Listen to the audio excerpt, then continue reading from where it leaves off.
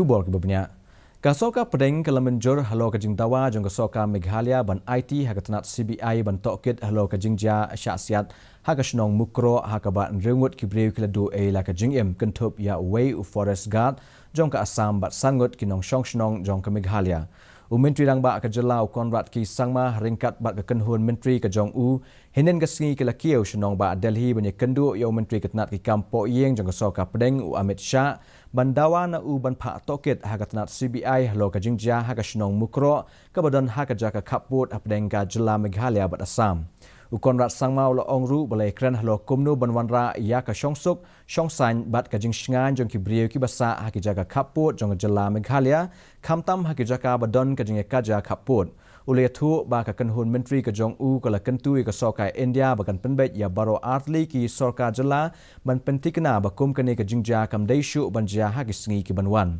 akawai pat kaliang Konrad ule kendu ru bat chairperson ka National Human Rights Commission ban penpau hu halo ka jingja ka balaja hakasnong mukro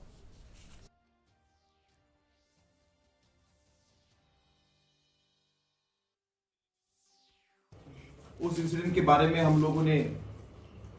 union home minister को ब्रीफ किया और किस किस सिचुएशन में और किन किन वजहों की वजह से जो है वो इंसिडेंट हुआ